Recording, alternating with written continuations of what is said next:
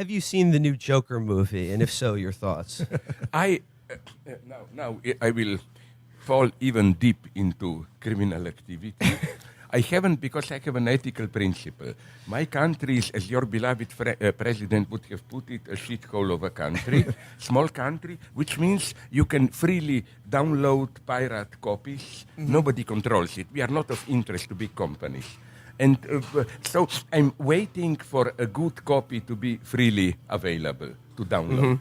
And here, I don't want to download it here, so I haven't yet seen it, but I read about it. And this doesn't prevent me from having an opinion on the movie. Nor should because you know that it's about 50-50. Half of the movies I write about, I haven't seen them.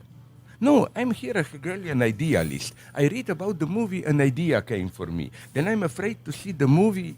It may spoil my idea. You see that it's a little bit... For example, the one, Black Panther. Yeah. I wrote about it. I didn't see it. Roma, Quaron, pretentious. I didn't see it. But from what I've heard, I would be totally... Basically, I'm not saying I know the main actor is good, blah, blah, blah, but you know why opposed it? Because if I'm informed correctly, the movie tries to give some kind of social, psychological genesis of Joker, the desperate circumstances, blah, blah, all that stuff.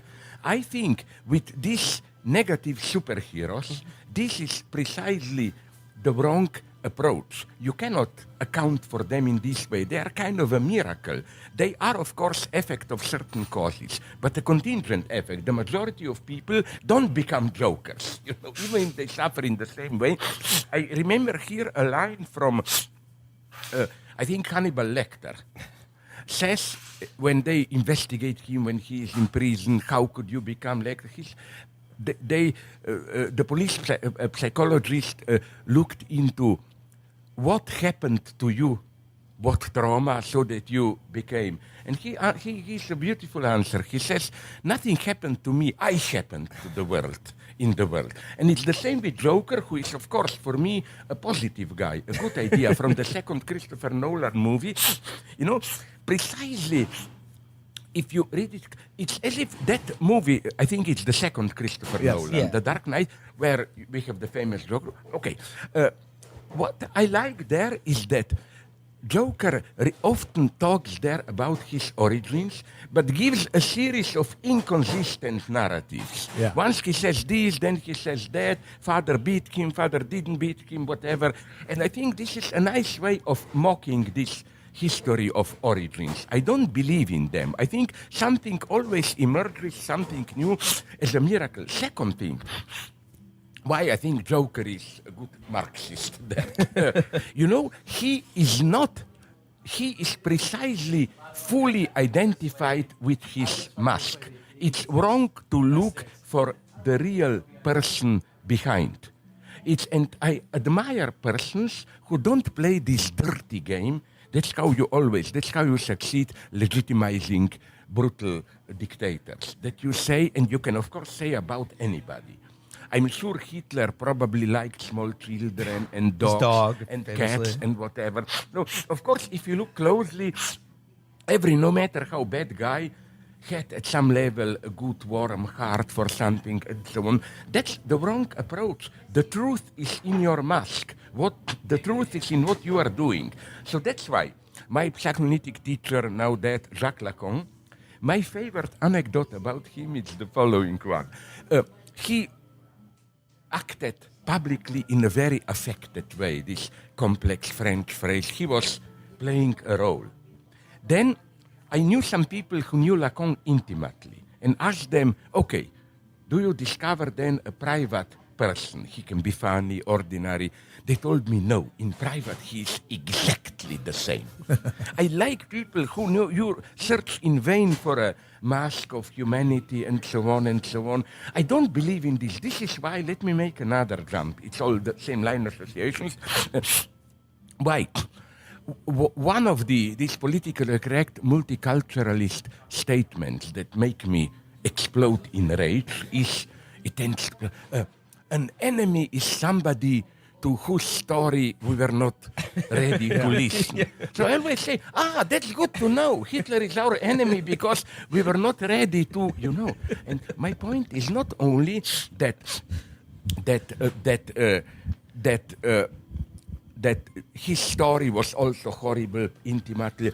My point is that I think the intimate stories we are telling ourselves about ourselves are usually a fake. The truth is in what we are doing. For example, going to my ex-country, Yugoslavia in generally, I was years ago obsessed by the motive that behind every terrible crime, ethnic cleansing and so on, there is a poet or a religious leader. Because, it's difficult for people to be directly evil.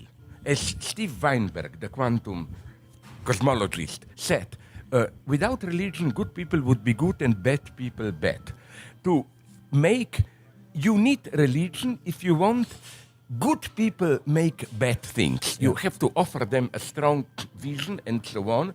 And that's why, again, I don't buy all this stuff. And that's for me the truth of Joker. He stands for this absolute identification with the mask. Now you will say, but wait a minute. In Batman 2, Nolan's, his demand is, I will continue to commit crimes in Gotham City till Batman takes off his mask. Mm-hmm. But I think the point is not, let's see the real Batman. He gets it that the whole power of Batman is in his mask. And so he wants to destroy Batman. Which movie is the truth of all this? My favorite, Jim Carrey, and I appreciate him very much. I'm very sad that now he goes down. The Mask. Do you see? He's an ordinary weak guy. He puts a mask. He becomes like a character from cartoons and so on. My big dogma is that there is more truth in the mask than in alleged authentic person, whatever bullshit. That's why I'm not against any this psychological genesis. Mm-hmm. But which is for me a true counter-Joker movie? Did you see, I quite like it, that Shyamalan's second, Unbreakable? Yes, I did. The point is not mask, what is behind the mask. The point is that the superhero Bruce Willis cannot accept that he is a superhero. Mm-hmm. Yeah. And his problem is, my God, he resists it. That's a more interesting topic. But Joker, in the movie, they opted for this old-fashioned genesis of what happened to him. It's a false approach. But maybe I will see it. Although, if you cut it short, then it's gone. But no, the movies. Bottom line, The Mask starring Jim Carrey. That's the truth of all these movies. Yes. That's the one that I like. And it's even psychologically, it's deeply true. I know it from my experience, how masks work. Maybe I was an evil father, although my sons love me. When one of my sons was small, I approached him with a mask. He was afraid.